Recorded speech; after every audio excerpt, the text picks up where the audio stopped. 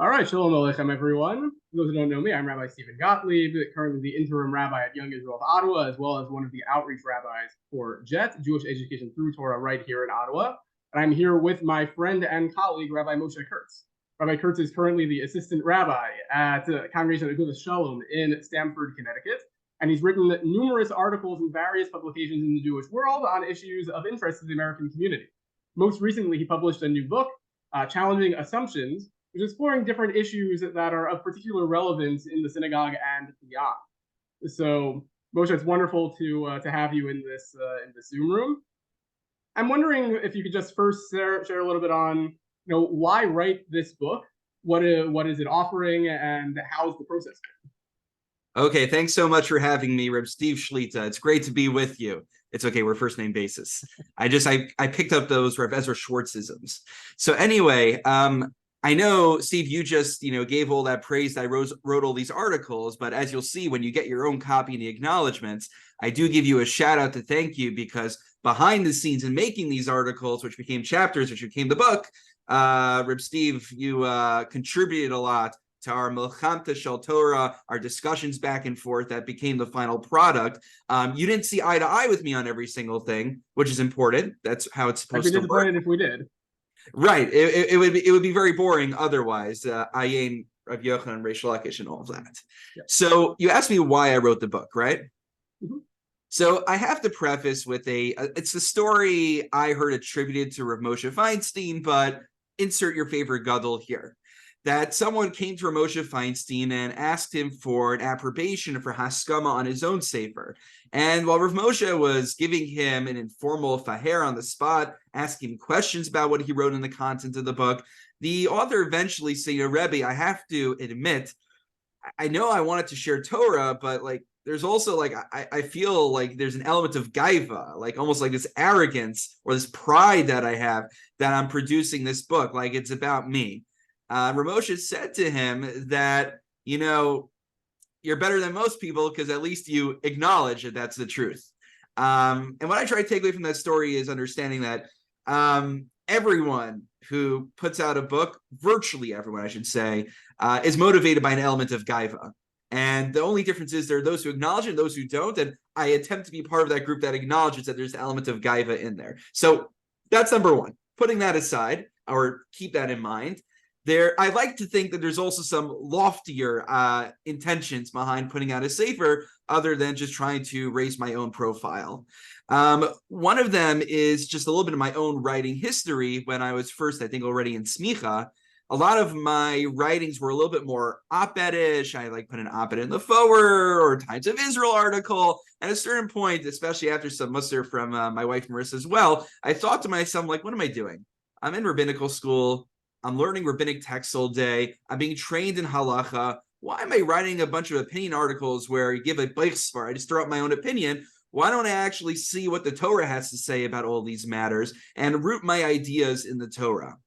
Now, with the challenge, of course, of not coming in with a preconceived notion and validating it with whatever I find in the Torah. That's a challenge. Everyone comes in with their own bias, myself included. But really, these discussions about the really important issues that I try to discuss in the book, whether it be political correctness, whether it be gender, whether it be nationalism, the idea is it shouldn't just be Moshe Kurtz on the fly on his armchair giving his own ideas, but we should see what Gedolim V'Tovim Mimeni, those who are greater than me, what Chazal, what Rishon, what Achronim, ultimately to figure out what does HaKadosh Baruch Hu want. That's ultimately the goal. So the title Challenging Assumptions, which my publishers at Mosaica Press helped me figure out, I think really is the underlying theme of the book. As you will talk about, a number of the chapters, there are a lot of scattered almost unconnected topics in there. But what is the underlying theme is that each and every chapter is trying to challenge a preconceived assumption that many hold dear. Now, the audience that I'm trying to challenge may vary from chapter to chapter. For instance, when I talk about whether it's permissible to dance on Shabbos and Yontif, when I talk about whether one should make a siyum during the 9 days, I am challenging an assumption that's widely held in the frum religious Orthodox community. But when I talk about, let's say, political correctness or assumptions of gender norms, I think there it's a little more obvious that I'm challenging an assumption that's held a little bit more widely in more Western, more secularized communities. When I talk about flags in shul, whether an American flag or certainly an Israeli flag, I'm in the mono-Orthodox community. I'm in a very Zionistic community. That's wonderful. But we have to ask ourselves, why do we celebrate the state of Israel? What is our relationship to Zionism? What is our relationship to nationalism? What's our relationship to God when we're doing that? So that motivated the chapter on flags in shul, whether they belong there. And then finally, I'll just add one final thing, final audience whose assumptions I was trying to challenge was my own. That particularly motivated the chapter on whether to bring children into shul and how to do it right. I thank God, and my daughter just went back to daycare after the summer for the first time. And as we speak, I hope she's transitioning really well to her new class after spending the whole summer with us. But for almost the first year of her life, every day during the weekday, I'd have to bring her to Shacharis because my wife would have to commute really far very early in the morning to get to her work. So the people in my community were very nice. They were very welcoming to her. But Lamaisa, there is a psik resha. There's going to be a certain disturbance by virtue of having a child in shul. And even if they don't make noise, there's people like, oh, she's so cute, So I don't know, maybe I'm distracting them from having kavanah during davening instead of thinking about God. They're thinking about that adorable little girl over there. So that motivated my chapter on bringing children into shul. The general idea behind it, as I put it right at the beginning of the introduction, is is that ultimately that our thoughts are not necessarily what God is thinking, and we should try to align ourselves with what HaKadosh Baruch Hu ultimately wants from us in all these different challenging situations. That's wonderful. I'm reminded at a few different points, actually, of a conversation that we both had with our shared teacher, Rabbi J.J. Schachter. I was going to say that for the end, but go for it. No. But please. So firstly, just accepting blessing from our wives, very, very important. But what I was particularly remembering was conversations we both had with him about how every concession we have, it shouldn't just be hot. It shouldn't just be, talking about the hot topic. It should be Torah, substantively they're part of it. And of course, the story that you were sharing about how, there's always a little bit of gaiva. It's just a matter of do you acknowledge it or not. So he shared with all of us the ideas of, who better to be the town rabbi, who better to be the butcher than the one who's scared of it, the one who's scared of everything. Because it's either going to be you who's fearing this, or it's going to be someone who doesn't fear it. And that's even worse. Right. So I was just reminded a lot of our shared teacher in that. And I can see that it's certainly rubbed off on you and hopefully on me as well. Well, I'm sure it has. And because you bring up our dear Rabbi J.J. Schachter, in the process of getting haskamos, of getting different great figures to sign off on the book as worth reading, of course, Rabbi Dr. J.J. Schachter was one of the main addresses that I went to. And what I was so impressed by, I'm grateful to all the different Rabbanim who wrote Haskamos. Thank God there was a number of very chashuv Rabbanim. You can look in the book over there. But Rabbi J. Schachter, unlike what's normal practices, rabbis are busy. I'm like a low-tier rabbi. I can only imagine al achas kama kama. Certainly for people of his stature, they definitely don't have much free time. Yet I was so impressed. I asked Rabbi Schachter for haskama, and he didn't simply just, glaze over the manuscript and then write some perfunctory thing back to me. He emails me back and says, Moshe, when do you have an hour blocked off of time? I want to go through your manuscript with you.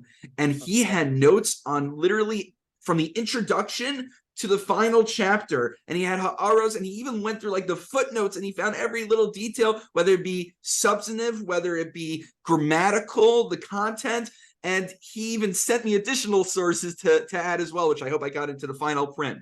So I was just so impressed with our Rebbe that he really makes so much time for all of us. And what I really learned from our chaburas with our Rebbe is that was the point he always drove home. If we were going to talk about whatever the hot topic was, it could be LGBT issues, it could be women in this, like all the classic mono-orthodox hot topics. So he always came in with like a minimum 50-page packet slapped down on the table, and everything was rooted in sources. And he said, any opinion is welcome at the table, so long as it's rooted in the serious reading of the source material. Not just a bite svara on the fly, not just a visceral reaction that I'm not able to handle a certain issue because emotionally I can't handle it. But based on a dispassionate reading of the sources, while also acknowledging the humans who are affected by it. They could go hand in hand with each other. So I really appreciate that. I was going to save that for the end, but you brought up our Rebbe, and I had to mention that now. No, absolutely. I'm remembering I would send him even drafts of articles I was reading, and he'd have like a whole 45-minute conversation with me on what can be added, what can be taken away, all the substance there. But I know if he was in the Zoom with us, he would say, "No, enough talking about me. Let's get into the substance." No, with that in mind, that's only mixed us, so. But and Rabbi, I hope you are watching this. But let's talk about the substance a little bit. So there are 3 particular chapters that I wanted to bring up that are really relevant for a lot of those that I know in my local community and beyond. The first one probably being one of the more, let's say, fun ones for many people: Judaism and pop culture. Where do you see that relationship being? How do you see those two as getting along or not?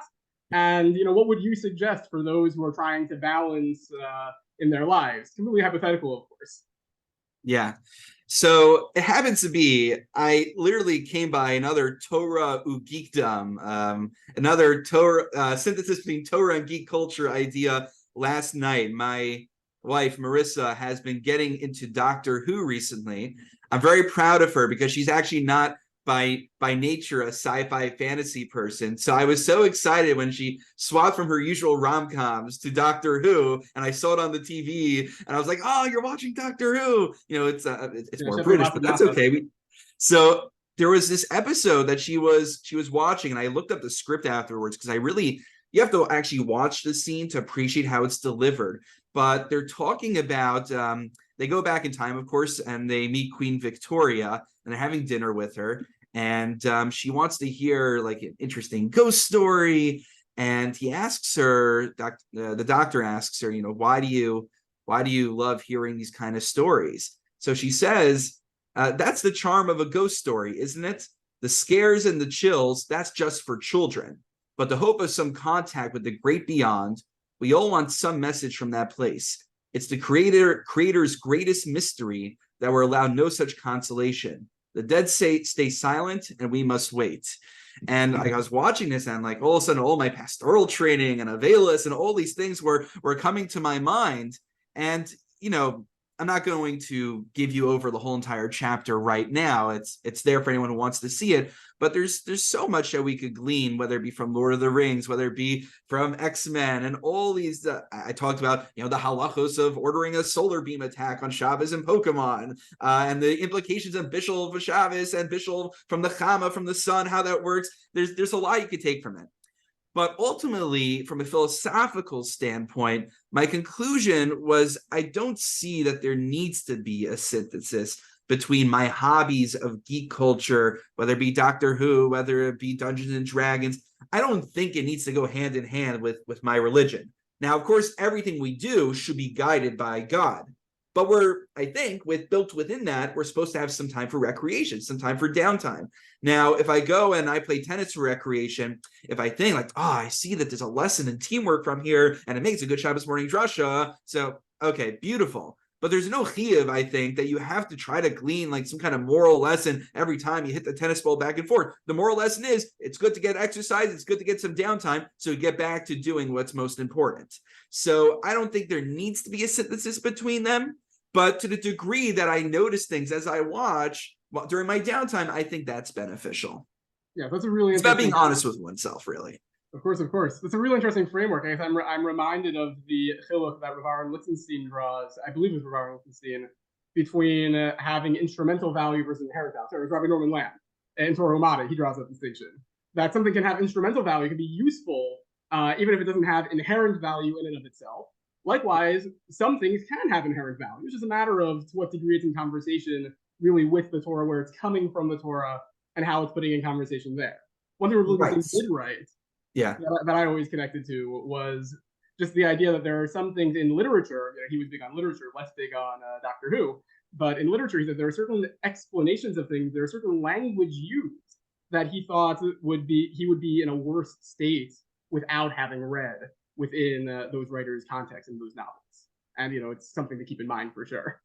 Of course, and Bebechilas Kvodo, who am I to argue with Rav Lichtenstein? Except that all the Haredi don't do, but that's not for me to do. But I guess using the halachic terminology that I believe you're referencing, which is mitzvah versus hechsher mitzvah, inherent value versus instrumental value, right? So I would think at best, in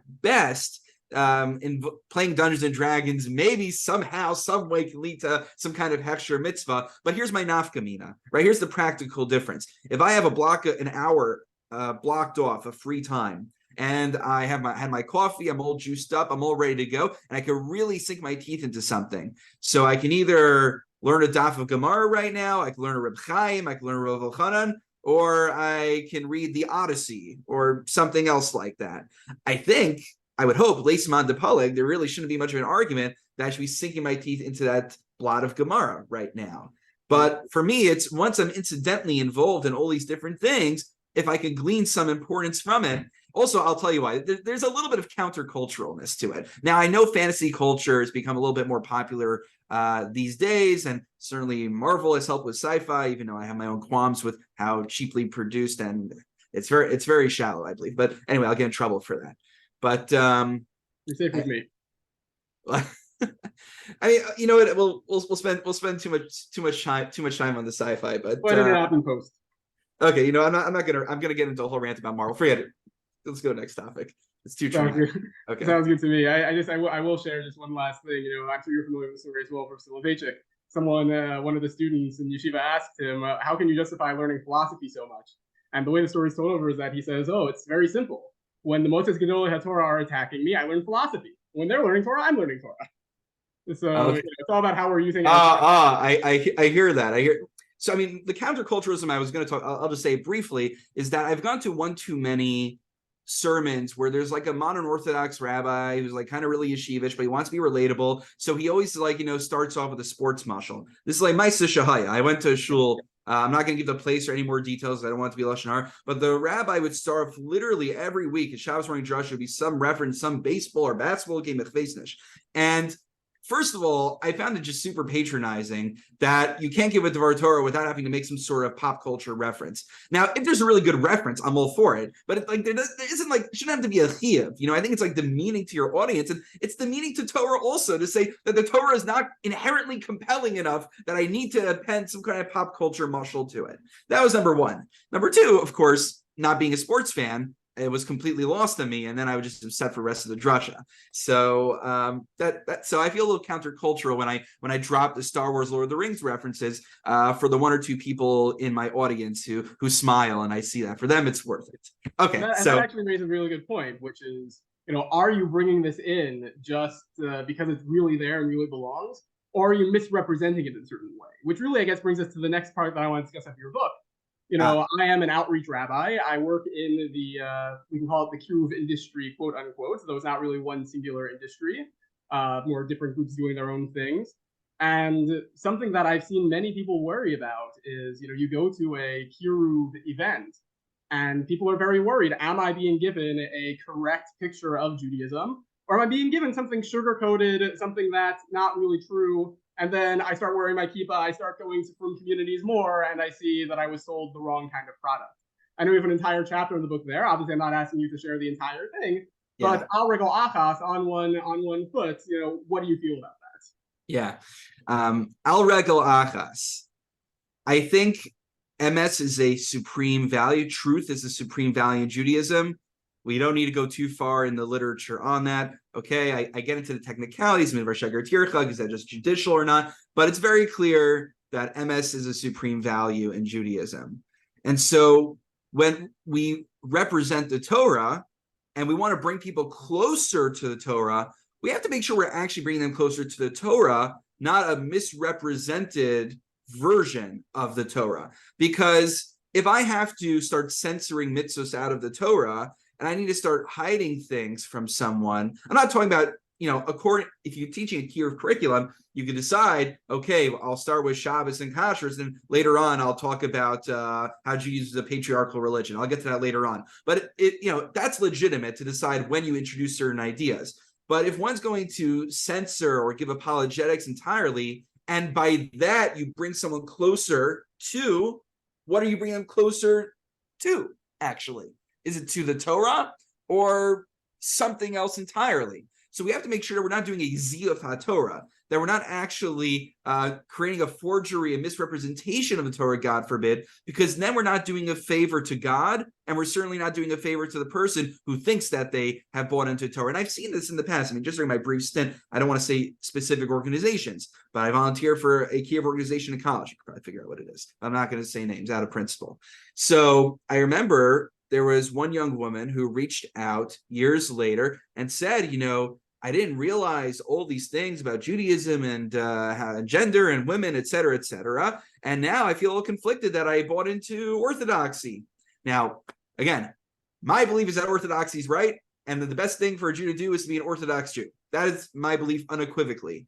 But I want them to become an Orthodox Jew, full well knowing what they are committing to.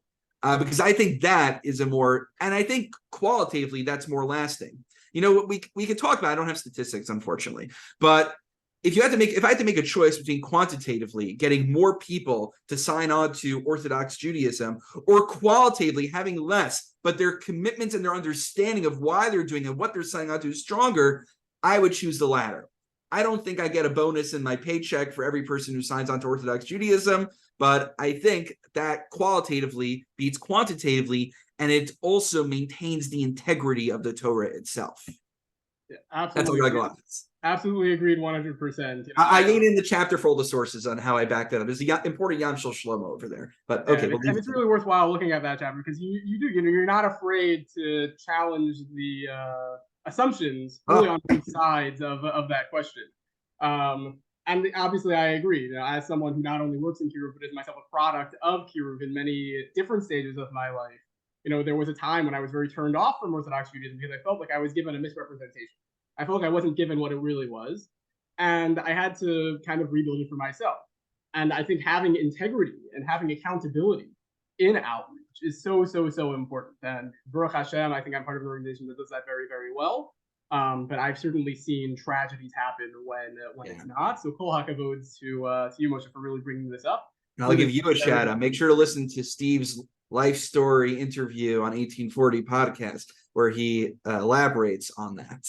Well, this is an interview for you, not for me. Okay, but you deserve a shout out as well. So yeah, and something that's really part of the discussion on Kiruv is really, being careful in our speech, in our presentations. We need to be sensitive. At the same time, we need to be able to speak proudly and freely. I know you have a chapter in the book that's also talking about that. How are we supposed to manage our speech? How does that deal with political correctness, things like that? So obviously, again, we're not going to go through the whole chapter, but how does that come to bear on the conversations we've been having throughout, and on how people can look at their lives and their own speech? Full disclosure, in Ottawa, we will be starting soon our Clean Speech Project, and it's really a big part of what we try to cultivate in the community. So I'd love to hear your thoughts. Yeah. So that chapter you're referring to, which I think it's the first one in the book, is on Onas Devarim, which is basically the prohibition to oppress someone with words, to cause them distress emotionally. And I think I love the segue you're doing, because this chapter was motivated, I have to be honest with my own motivations, by a similar thing I noticed, not necessarily within Kiruv Orthodox circles, but more broadly in the world, or more liberal Orthodox circles, which is many times you'll see especially on more sensitive issues, someone will cite a source that is not in line with what most liberal Western folks believe.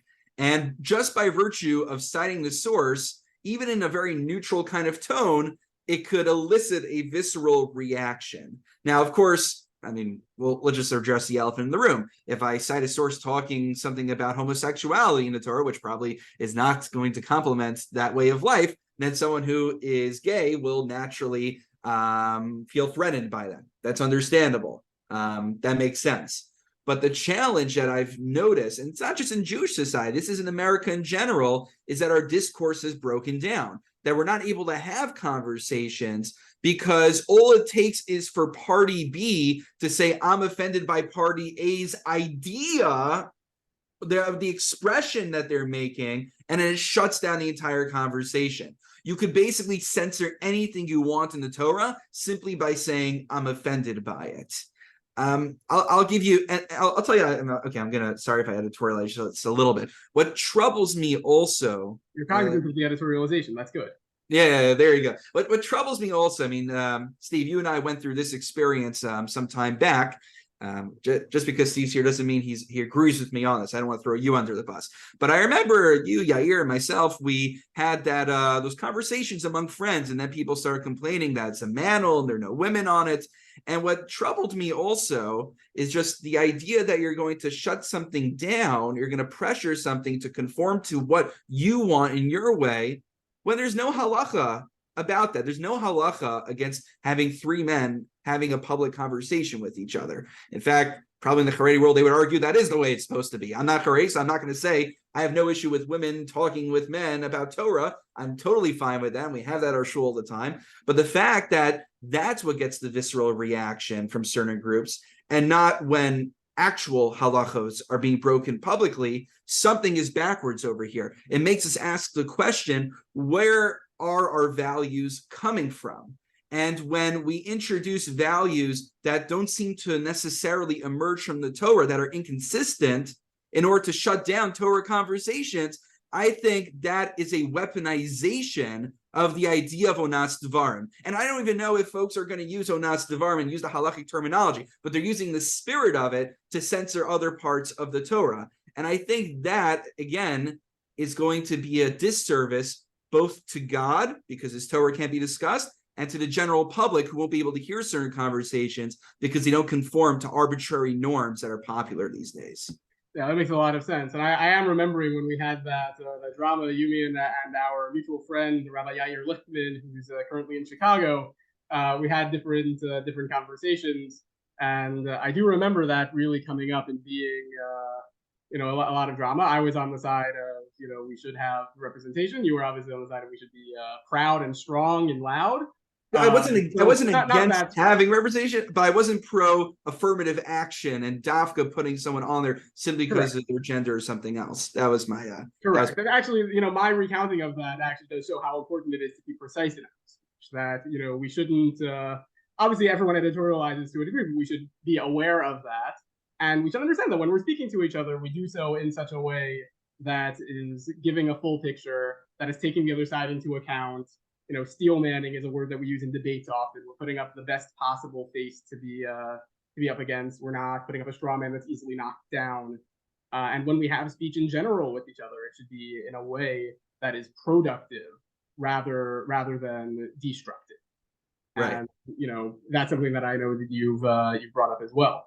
So we talked about a few different chapters in the book now. Obviously, we won't talk about all that much more. We do want people to read the book for themselves. It is a very wonderful book. Full disclosure, anyone in Ottawa who's interested, maybe we could get a few copies up here and we can do a little book club on it. So just putting that out there for people who are watching this video. But Moshe, I'm wondering if you have any last things you would want to say, any highlights that came up in writing the book, any particular things that you want people to really take away with them as they close the book and put back on their shelves, hopefully to take out again and to carry with them through their lives. Right. So thank you. So again, thank you so much for your time. And I see we're running low on our 40-minute session here on our both unpaid Zoom accounts. So I'm glad we're into the wrap up. Number one, just an addendum to what I said before. I really don't want to come off, I'm sure some already think of me this way, and it's too late anyway, as just one of these folks who spends all their days railing against liberals and liberal Judaism and whatnot. I have the same criticism for those who worship Trump and those who, say that their religion basically winds up being determined by the GOP. It's all the same. My issue I take is that I think our goal, I'm just a regular Joe, right? I try to keep the mitzvos the way I can. Do I slip up and do averos here and there? Yeah, of course, just like any other person. But I think in principle, something that every single person, or at least every Orthodox Jew, needs to agree on is that our raison d'etre is to serve the will of God. And any question that comes our way, whether it be something perhaps as technical as having a seam during the 9 days, whether it be something as important as perhaps being duplicitous in how we represent the Torah, whether it be talking about political correctness, it always has to start with the guiding question, what does HaKadosh Baruch Hu want? What does Hashem want? And the only way we can determine that, to the best of our ability, the closest we're going to get, is by looking at what our rabbinic scholars, what Chazal, and what all subsequent generations, how they were able to interpret the Torah, such as rabbinic Judaism. That's how it works. And so in my book, it's not meant to be an encyclopedia on every single sugya. I make sure to quote the secondary sources that I found primary sources, and that's how research works. Maybe people won't say it, but that is how it works. So for instance, if I'm just pulling off my shelf here, I did not plant that, but take the sefer right here, Big Day Ish. This is an entire specialty sefer written literally on the topic of lo yilvash, Isser of cross-dressing, and all the related sugyos. This was a very helpful book in doing my literature, and I encourage anyone who wants to learn more about lo yilvash, pick up a book like this, order a book like this, and you'll find all the sources that you need. But what I'm trying to do is begin that conversation and make sure that conversation is rooted in the source literature. And from there, if you want to disagree with my analysis, kol hakavod, that is the Milchamta Shel Torah. That is what we're supposed to do. We're supposed to have the machlokas, but what makes it l'shem shemayim is that we're trying to figure out what is the will of shemayim, what is the will of Hashem. If that is no longer our goal, that's when things begin to break down. But if we could all agree on that initial premise, even if we might have different interpretations, different analyses, different arguments, it ultimately puts us on the same team. We're under the same tent, and we're all trying to figure out the will of HaKadosh Baruch Hu. And that's, going back to Rabbi J. Schachter, to our discussion, precisely what he taught us in the Chabura, and he drilled home, is that here's a 50-plus page source packet on the issue that you guys asked me yesterday to put together, and now I want to have a discussion rooted in those sources. That's what I attempted to do with the Sefer, and I pray to HaKadosh Baruch Hu that it will accomplish that goal. So thank you very much, Steve. It's so wonderful to connect with you and your community members, anyone else who's listening, and until next time, hope to learn together again. Man, thank you so much for coming on, Rabbi Moshe Kurtz. It's been really a pleasure. And your book, Challenging Assumptions, is available for, I believe, pre-order from Mosaica Press. Anyone who's interested can go onto their website. I'll put a link in the description. I'll put a link in the comments, depending on where you're watching this. And we should all have the merit of having our assumptions challenged as we lead into the new year. Amen. Love that.